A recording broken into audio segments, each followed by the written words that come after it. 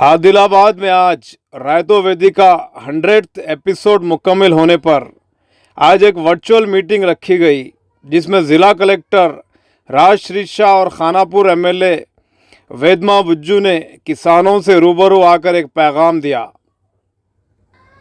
जिसमें कलेक्टर ने कुदरती और नामियाती ज़राअत को फ़रोग़ देने का मुतालबा किया और बारिश की कमी के पेश नज़र किसानों को हिदायत दी कि बिन मौसमी काश, मिल्चिंग और रेन वाटर हार्वेस्टिंग जैसे तरीक़े इस्तेमाल करें और कहा है कि हुकूमत भी कुदरती खेती को फ़रोग़ देने वाले किसानों का भरपूर साथ देगी। आइए देखते हैं मज़ीद तफसीलात। వాస్తవంగా నేను కూడా రాత్రి 3 గంటలకు వచ్చిన కలెక్టర్ వస్తారని విషయం నాకు తెలియదు, లేకపోతే ముందుగానే నేను కూడా అటెండ్ అయ్యాను. ఏదేమైనా సరే రైతులందరికీ అనేక సార్లు అనేక సమావేశాలను ఏర్పాటు చేసుకొని మరి వాతావరణం సంబంధించిన మార్పుల విషయంగా కావచ్చు, అదేవిధంగా పంటలు పండించే విధానమే కావచ్చు, ఈ విషయంలో శాస్త్రవేత్తలతో ప్రత్యేకమైన కార్యక్రమాన్ని ఏర్పాటు చేస్తున్న విషయం మనం తెలుసు. 20 సంవత్సరాల క్రితం వాతావరణంలో మార్పులు, 20 సంవత్సరాల తర్వాత వచ్చినటువంటి మార్పులు, దీనంతటికీ కారణం ఎవరంటే కేవలం మానవాళి మాత్రమే తప్ప ఇంకెవరు కూడా కాదు.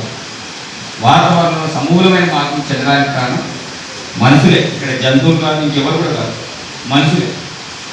ఎందుకంటే వాతావరణంలో కాలుష్యాన్ని ఎక్కువగా పెంచడం, వాయు కాలుష్యం, అదేవిధంగా సౌండ్, అన్ని రకాల కాలుష్యాలు, అంటే మనం వ్యర్థ పదార్థాలు ఎన్నైతే వాడుకుంటామో దాంతోపాటు భూ కాలుష్యం, భూమంతా కూడా చెడిపోవడానికి కారణం మనుషులే తప్ప ఇంకెవరు కూడా కాదు. దీంట్లో మార్పులు జరగాలన్నప్పుడు కంపల్సరీ పాత పద్ధతిలో వైపు మనం వెళ్ళాలి. ఇంతకుముందు అనేక వేదికలు చెప్పినాం, ఈరోజు కూడా చెప్తున్నాం. ప్రత్యేకించి సేంద్రియ ఎరువులు వాడడం ఎప్పుడైతే మనం స్టార్ట్ చేస్తామో అప్పుడు భూమి అనేది సారవంతంగా ఉండిపోతుంది. ఎందుకంటే గతంలో ఆవు పేడ కావచ్చు, గొర్రెలకు సంబంధించి, బర్రెలకు సంబంధించి ఏ పేడ అయినా సరే మనం చేనులో వేసేట్టు రావాలి. ఇప్పుడు అది ఎక్కడ కూడా ఆవులను బర్రెలను పెంచే పరిస్థితి లేవు. కేవలం కొంత పాల కోసం పెంచుతున్నారు, లేకపోతే ఇక ఇప్పుడైతే దున్నేటువంటి కార్యక్రమం కూడా లేదు, మొత్తం కూడా ట్రాక్టర్తో దున్నే కార్యక్రమం. కేవలం చిన్న చిన్న పనుల కోసం, తర్వాత ఏదో డెవలప్ ఉండడం, దేనికోసం కేవలం దానికోసం తప్ప ఇప్పుడు ఆవులు కూడా ఎన్నెలు కూడా ఉంచేటువంటి పరిస్థితి లేదు. ఎప్పుడైతే పాడి పరిశ్రమని మనం గతం చేసుకుపోతాం అప్పటి వరకు మనం భూములను కూడా సాగాన్ని కోల్పోయే ప్రమాదం ఉంటుంది. అందుకే పాడి పశువులను మనం పెంచుదాం, అదేవిధంగా సేంద్రియాలను వాడదాం. ఎవ్వరు కూడా వినండి, అసలు ఎల్లియో అంటే ఎవరికి ఏం తెలియదు. అసలు ఇదేంటి కొత్త కొత్త పేరు, అంటే వాతావరణంలో ఒక్కొక్కమైన పేరు మనకు చెప్తుంటారు. అదేవిధంగా తుఫాన్లు కూడా ప్రత్యేకమైన పేర్లు ఉంటాయి. కాబట్టి ఎల్లియో అనేది ప్రత్యేకించి సముద్ర ఉపరితలంలో వెళ్ళేటువంటి దానివల్ల రాష్ట్ర వ్యాప్తంగా మన వైపు పట్టేటువంటి, దేశవ్యాప్తంగా మన రాష్ట్రం వైపు పట్టేటువంటి ఋతుపవనాలని కూడా వేరే వైపు మళ్ళించిపోవడం వల్ల మన ప్రాంతాల్లో వర్షభావం అనేది తగ్గిపోయింది. ఎందుకంటే సంవత్సరం కొద్దీ మనమంతా కూడా వ్యవసాయం చేసే రైతులుగా వాస్తవంగా వాతావరణం జరిగే మార్పులో చాలామంది సైంటిస్టులు తప్ప ఎవరు కూడా తెలియదు. ఈరోజు వేదిక మీద వాళ్ళందరికీ ఈ విషయాలు తెలుసా? సరే, దాని గురించి స్పెసిఫిక్గా తెలుసుకుంటే తప్ప అసలు వాతావరణం ఎట్లా మారుతాయి అనేది ఎవరు తెలియదు. అలాంటి రైతులకు ఆయనకు తెలియదు. కాబట్టి శాస్త్రవేత్తల్ని మేము ప్రత్యేకించి ట్రైనింగ్ కార్యక్రమాలు కావచ్చు, ఆదాయ కార్యక్రమాలు కావచ్చు పెట్టడానికి కారణం ఏంటిది? వాతావరణం జరుగుతున్న మార్పులు కనుక మన పంటల మార్పిడి జరగాలి. అందుకే మన మంత్రి గారు రావాల్సింది రాలేకపోయారు. కానీ ఇల్లంపల్లి సార్ స్పెషల్ ఆఫీసర్గా 4 జిల్లాల కలెక్టర్లు పిలిపించుకునే ఉత్తూరులో ప్రత్యేకమైన సమావేశం పెట్టి జిల్లా స్థాయి యాంత్రాంగాన్ని అందరూ ఉమ్మడిలాబాద్ జిల్లా యాంత్రాంగాన్ని పిలిపించుకొని మీరు క్షేత్రస్థాయిలో వెళ్ళండి, రైతులందరూ సూచన చేయండి. వర్షపాతం చాలా తక్కువగా నమోదవుతుంది. సరే, ఈసారి ఎట్లనో కలిసిపోతుంది ఈ కాలం అంతా కూడా.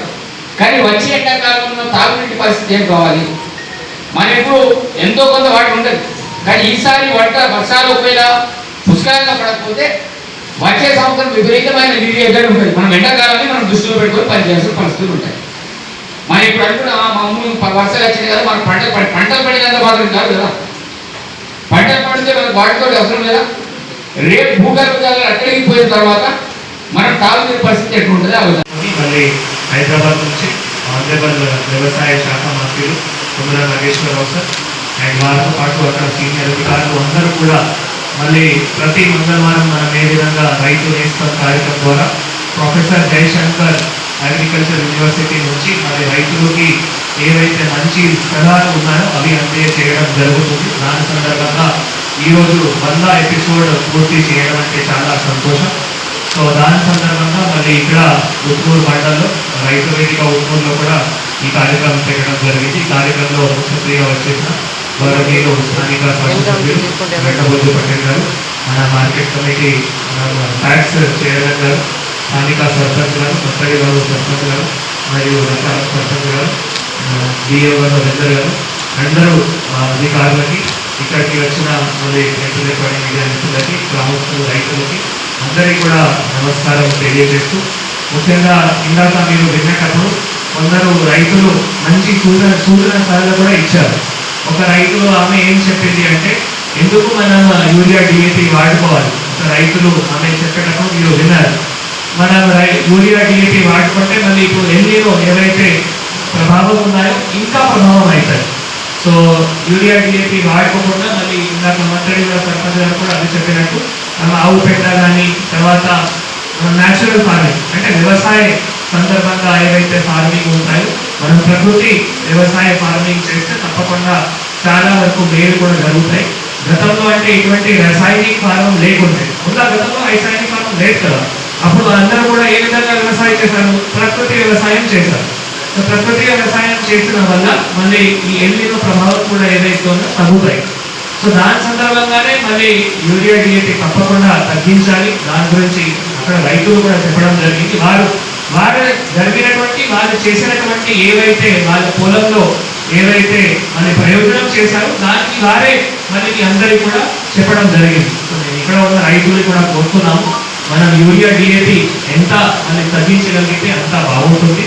దీని బదులు మళ్ళీ మనం ఇందాక డిఏ కూడా చెప్పినట్టు మనం వ్యవసాయంలో ప్రకృతి వ్యవసాయం కూడా అంటే అవి కూడా మనం పెంచుతున్నాము, దానికోసం కూడా ప్రమోట్ చేస్తున్నాము. దీని సందర్భంగా మళ్ళీ ఈ రోజు కూడా అటువంటి కొందరు రైతులకి పిలిపించి మళ్ళీ వారికి మన హార్టికల్చర్ స్టేషన్ ఏవైతే ఆదిలాబాద్లో ఉన్నాయి అక్కడ మళ్ళీ పెంచినటువంటి వెదురు కానీ అటువంటి మొక్కలు కూడా మళ్ళీ ఈరోజు తీసుకొని వచ్చి ఆ రైతులకు కూడా ఇవ్వడం జరుగుతుంది.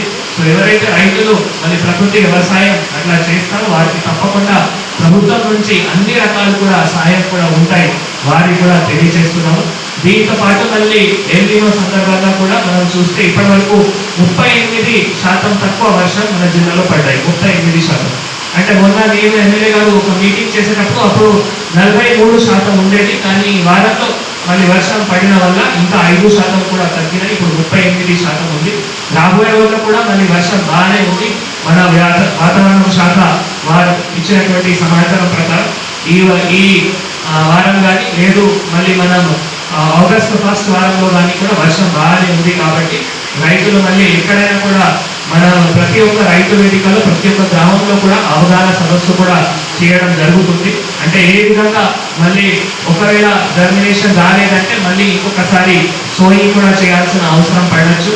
లేదు రోల మధ్యలో ఉన్న గ్యాప్లో మల్చింగ్ చేయాలి, ఇంటర్ కల్టివేషన్ చేయాలి. దీంట్లో కూడా మళ్ళీ ఏవైతే తేమ ఉంటాయో మళ్ళీ నేలలో ఉన్న తేమ కూడా మనం సంరక్షించడానికి కూడా ఆస్కారం ఉంటుంది, అది కూడా తెలియజేస్తున్నాము. దీంతో పాటు ప్రభుత్వం మళ్ళీ జలశ్రీ కార్యక్రమం కూడా తీసుకొని రావడం జరిగింది. జలశ్రీ కార్యక్రమంలో ప్రతి ఒక్క రైతు కూడా వాళ్ళ పొలంలో చాలా